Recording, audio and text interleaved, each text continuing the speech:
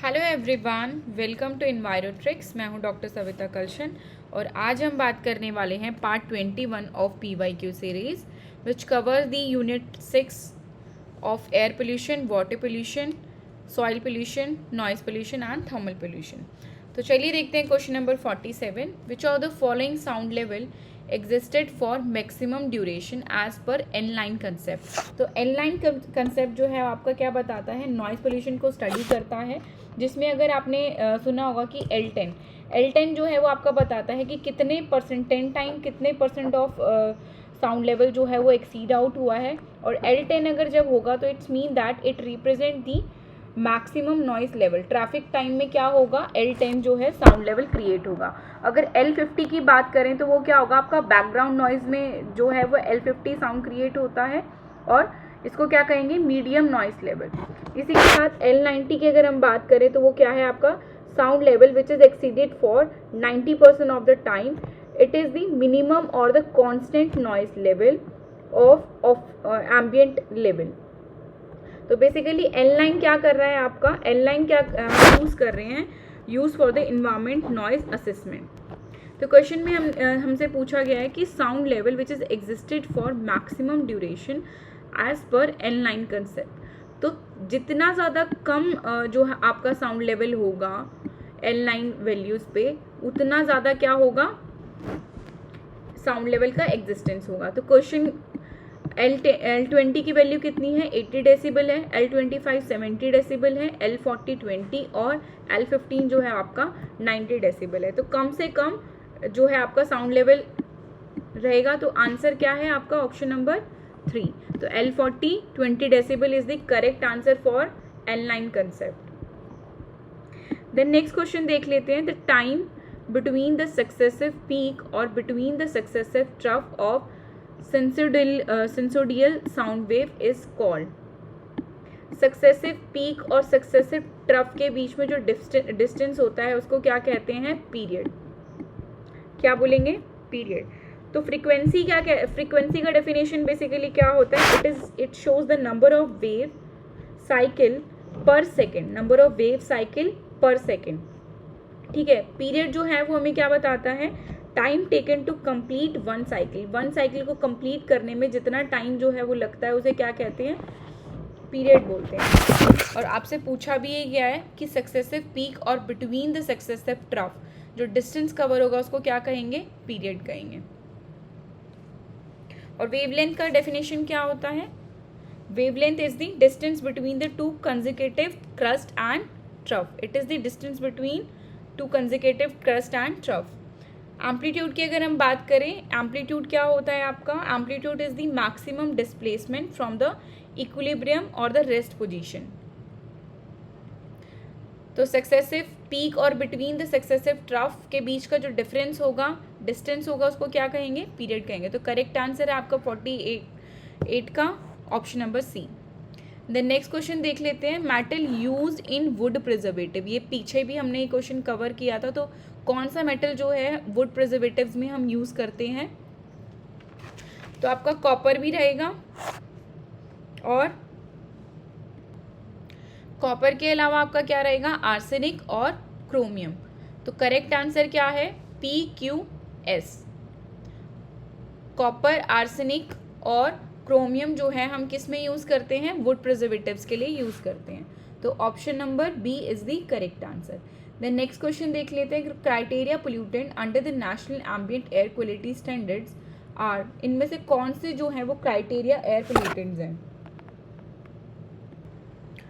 तो टोटल जो है आपके 12 क्राइटेरिया पोल्यूटेंट्स हैं according to national ambient air quality standard. जो हैं आपके टोटल 12 क्राइटेरिया पोल्यूटेंट्स हैं। तो इनमें से पूछा गया आपसे कि कौन कौन से क्राइटेरिया पोल्यूटेंट जो हैं वो NAAC के अकॉर्डिंगली हम कवर करते हैं।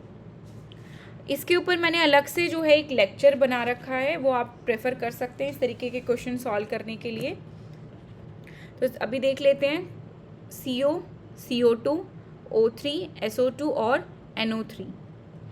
तो आपके क्या क्या रहते हैं, ओजोन रहता है, अमोनिया, बेंजीन, आर्सेनिक, लेड, निकल और सॉक्स, नॉक्स और CO। तो ऑप्शन में दे रखा है आपको CO, carbon monoxide, sulphur dioxide, ozone और नाइट्रेट। तो करेक्ट आंसर क्या होगा आपका? जो CO2 है वो आपका क्या है? क्राइटेरिया एयर पोल्यूटेंट नहीं है, it is the green house gas. तो करेक्ट आंसर क्या रहेगा आपका? P, R, S और T। Option number B is the correct answer. ये नाइट्रेट है, नाइट्रोजन डाइऑक्साइड नहीं है, तो it is not the criteria air pollutant. तो टी जो है आपका क्राइटेरिया एयर पोल्यूटेंट नहीं है। अगर NO2 होता तो ये आपका क्राइटेरिया एयर पोल्यूटेंट रहता। तो करेक्ट आंसर है PRS। Option number B is the correct answer. Then next question देख लेते हैं, which of the following can introduce the acidity in soil. इनमें से कौन सा जो है वो एसिडिटी कॉज करता है सॉइल में? Presence of soluble aluminium, yes this is correct. Mine telling deposits, mining की वजह से भी जो है आपका एसिडिटी होती है सॉइल में। थर्मल पावर प्लांट एमिशन की वजह से भी कॉज होता है। Leaching of basic cation and leaching of silicon from silicate mineral. Same question जो है हम PYQ सीरीज में कवर कर चुके हैं। तो एसिडिटी ऑफ सॉइल जो है वो एल्यूमिनियम की वजह से कॉज होता है, माइनिंग की वजह से कॉज होता है, थर्मल पावर प्लांट्स की वजह से कॉज होता है सबसे ज़्यादा, लीचिंग ऑफ बेसिक कैटायन्स की वजह से भी कॉज होता है, और साथ ही जो है आपका सिलिकेट मिनरल्स की वजह से भी जो है आपका एसिडिटी कॉज होता है। और इसको बैलेंस करने के लिए हम क्या यूज़ करते हैं? हम जिप्सम यूज़ करते हैं। तो आपका करेक्ट आंसर क्या रहेगा इसका? PQRST। तो all of the above is the correct answer. तो क्वेश्चन नंबर 51 का करेक्ट आंसर है option number C। The next question देख लेते हैं, air pollution control technique use primarily for control particulate matter pollution in ambient atmosphere. कौन सा pollution air pollution control technique जो है वो प्राइमरी पोल्यूटेंट्स को, पार्टिकुलेट मैटर को कंट्रोल करने के लिए हम यूज़ करते हैं? बैग हाउस फिल्टर्स का यूज़ करते हैं, catalytic converters, limestone injection multi stage burner, cyclone collector और इलेक्ट्रोस्टैटिक प्रेसिपिटेटर। ये लास्ट PYQ में भी हमने ये सेम क्वेश्चन कवर किया था। ये सिर्फ स्टेटमेंट की फॉर्म में आपसे पूछ रखा था वहाँ पर। तो करेक्ट आंसर क्या होगा इसका? पर्टिकुलेट मैटर के लिए हम क्या क्या यूज़ करते हैं? बैग हाउस यूज़ करते हैं। लाइमस्टोन इंजेक्शन की अगर मैं बात करूँ तो ये किसके लिए यूज़ करते हैं? गैशियस एयर पोल्यूटेंट्स के लिए यूज़ करते हैं। कैटालिटिक कन्वर्टर जो है वो, ये भी हम गैशियस एयर पोल्यूटेंट्स के लिए यूज़ करते हैं। और इलेक्ट्रोस्टैटिक प्रेसिपिटेटर हम किसके लिए यूज़ कर रहे हैं? पर्टिकुलेट मैटर के लिए। तो bag house filters, electrostatic precipitator and cyclone collector, तीन चीज़ें हम किसके लिए यूज़ कर रहे हैं? पर्टिकुलेट मैटर को कंट्रोल करने के लिए। ठीक है, तो करेक्ट आंसर क्या होगा? Option number D, PRT, bag house, electrostatic precipitator and cyclone collector. और लाइमस्टोन इंजेक्शन और कैटालिटिक कन्वर्टर्स किसके लिए यूज़ कर रहे हैं हम? गैशियस एयर पोल्यूटेंट्स के लिए। देन नेक्स्ट क्वेश्चन देख लेते हैं, choose the correct statement. Increase in temperature reduce dissolve oxygen in lake water. Temperature अगर इंक्रीज होगा तो डिजॉल्व ऑक्सीजन जो है वो लेक वाटर में कम हो जाएगा। Yes this is correct. तो डिजॉल्व ऑक्सीजन जो है वो टोटली आपका डिपेंड करता है टेम्परेचर पर। Agriculture run of introduce turbidity in lake water, yes this is correct. Sewage discharge increase both DO and BOD in lake water. Sewage discharge की वजह से क्या DO इंक्रीज हो सकता है? डिजॉल्व ऑक्सीजन जो है वो आपका कम होता है, BOD जो है वो आपका इंक्रीज होता है। तो it decrease the dissolve oxygen but increase the BOD। तो सीवेज डिस्चार्ज क्या कॉज कर रहा है?